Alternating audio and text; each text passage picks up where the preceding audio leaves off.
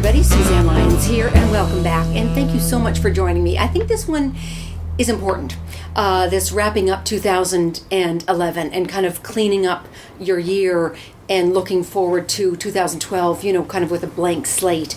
I know it's not the usual kind of tips that I do. I knew that, usually it's, 10 tips on pitching and 10 tips on success in Hollywood, 10 tips on, taking actions and all that sort of thing. They're usually a lot more concrete, a lot more specific. These are a little different. These are a little more abstract in a sense.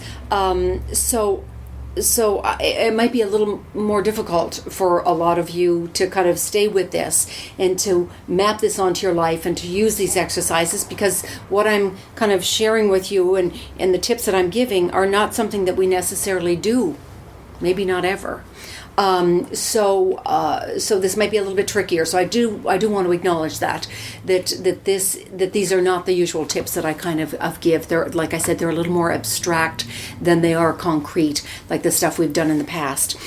So that said, they're no less important than the ones we've done in the past. In fact, they're probably even more important, because getting complete and cleaning things up and getting masterful in the area of communication and being complete and acknowledgement and accomplishment and all of that sort of thing, all those things that sound a little bit abstract are really what has us be so much more efficient in our day-to-day life in this business and in any business. As far as I'm concerned, honestly, I think it's truly that important. And a lot of this stuff is taken from a program that Heidi Wall and I, my partner back then years ago in the Flash Forward Institute, that we taught this course every year for years. I haven't taught it for a number of years. However, I am doing it again this year. It's called Launching the Future.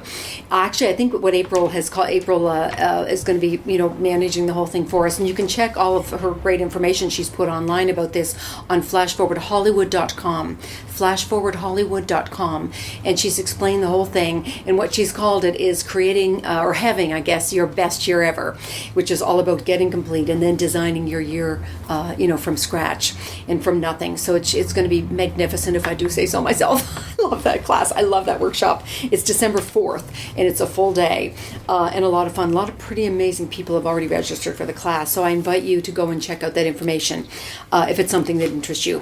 What today is about, tip number 2, is on communication. Last time on Tuesday, we talked about taking stock and kind of going through your year, your calendar, your daytime, or your diary, whatever that is for you, and really to look to see where is there any out communication, who have you not been in touch with, where are you out integrity, for example, with colleagues, friends, and family. And what today is about is to kind of take that list and look at what communication would you have with them in order to be complete. Now, I'm not saying you have to do anything with this. You don't have to take any action at all. Sometimes just the writing down of what that would be, what it is that you would want to say. Sometimes just that alone will have things disappear naturally. I promise. Probably about 90% of it will disappear naturally, especially if there's any charge on it, if there's any upset associated with it, if there's any kind of out integrity at all associated with it. So sometimes just the act of writing down what action you would take to be complete is enough to have the whole thing disappear. I promise that. I guarantee it. Just give it a try. Now, that's it. If you do decide to take action, then please know that if there is a charge, if there is an upset around whatever that is, what action that you want to take, then please note that this is not about make wrong. This is not about blaming anybody.